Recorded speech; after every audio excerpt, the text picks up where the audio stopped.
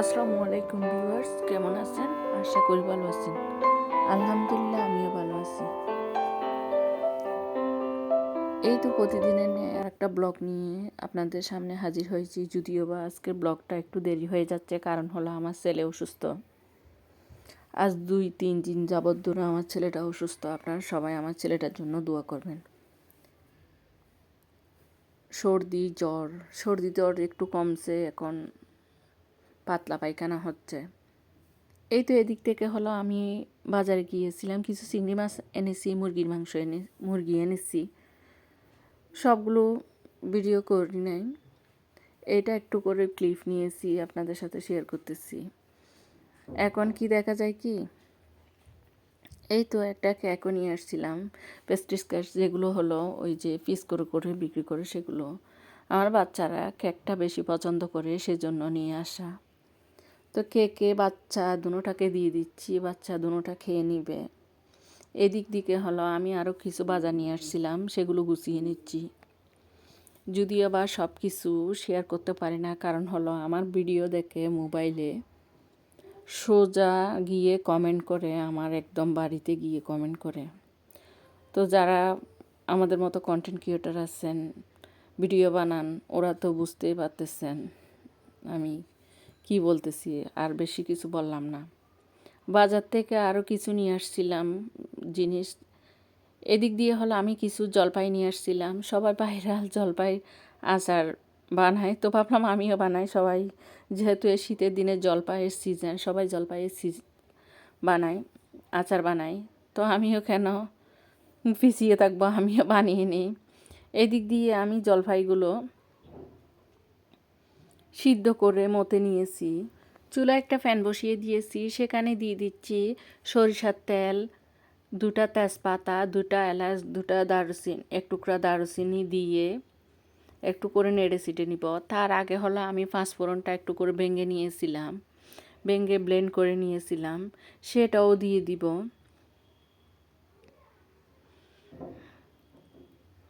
তার মধ্যে দিয়ে দিয়েছি রসুন কুচি, রসুনকে কুচি কুচি করে নিয়ে তারপরে দিয়ে দিলাম। আমি কিন্তু জলপাইয়ের আচার তেমন বানাই না, আচার টাচার বানানো আমার তেমন অভ্যাস নেই। আমার শাশুড়ি মাই বানাইতো, আমাকে দিত, আমি তেমন পারফেক্টভাবে বানাতে পারি না। এই দিক দিয়ে দিয়ে দিচ্ছি হলো সরিষা বাটা। এই তো এখন হলো এগুলো ঢেলে দিব, সবগুলো দিয়ে মশলা দিয়ে কষিয়ে নেওয়ার পরে কষলিয়ে রাখা জলপাইগুলো দিয়ে দিব। সুন্দর করে জলপাইগুলো আমার মেয়ে মতে নিয়েছে। মেয়েকে বলতে হয় না, ও একটু আচারের পাগল, আচার খেতে চাই, সেজন্য। এই তো এদিক দিয়ে আমি সবগুলো দিয়ে দিচ্ছি, দিয়ে ভালো করে নেড়ে চেড়ে নিব। তারপরে উপর দিয়ে হলো দিয়ে দিব চিনি। জানি না কেমন হয়েছে, আপনারা একটু কমেন্টে জানাইয়েন ভালো হয়েছে কি না। আমি কিন্তু আগে করতাম না, আচার বানাতাম না, সেজন্য আমাকে সবাই দিত, আমার ননদরা, আমার শাশুড়িরা, আমি খেতাম। বানানোর শেষ, এই তো সুন্দর হয়েছে, খেতেও ভালো হয়েছে। এদিক দিয়ে হলো তেল দিয়ে দিয়েছি, তেল গরম হয়ে আসলে পেঁয়াজ দিয়ে হলুদের গুঁড়া, মরিচের গুঁড়া দিয়ে ভালো করে কষিয়ে নিচ্ছি। তারপরে টমেটো কুচি দিয়ে দিয়েছি। মাছ রান্না করব দুপুরের জন্য, শুধু তো আচার খেলে হবে না। এগুলো কষিয়ে আসলে আমি আগে থেকে ভেজে রেখেছিলাম ফোফা মাছগুলো দিয়ে দিব, ভালো করে দিয়ে একটু করে পানি দিয়ে কষিয়ে নিয়ে রান্না করে নিব। একটু করে উলট ফালট করে নিব যাতে মরিচগুলো ঢুকে।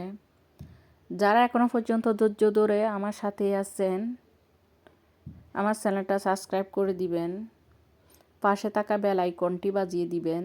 যখনই কোনো আমি ভিডিও আপলোড করব, আপনাদের ফোনে নোটিফিকেশান চলে যাবে। আপনারা আপনাদের সময় আর সুযোগ বুঝে আমার ভিডিওটা দেখে নেবেন, সঙ্গে একটা লাইক দিয়ে দিবেন। আর যারা এই কাজটি করে রেখেছেন তাদেরকে অসংখ্য ধন্যবাদ। দুপুরের খাওয়া দাওয়া শেষ করে মেয়েকে বলছিলাম একটু করে নিচ থেকে নাস্তা আনতে। মেয়ে হলো নাস্তা নিয়ে আসছে, ডাল পুরি আর হালুয়া। তো এদিক দিয়ে হলো আমরা ডাল পুরি আর হালুয়া দিয়ে সন্ধ্যার নাস্তা সেরে নিব। নাস্তাটা সেরে নিয়ে আমরা সবাই, তো আজকের ভিডিওটা আমার এই পর্যন্ত। সবাই ভালো থাকবেন, সবার সুস্থতা কামনা করি। আল্লাহ যাতে সবাইকে ভালো রাখেন, সুস্থ রাখে এই শীতের দিনে।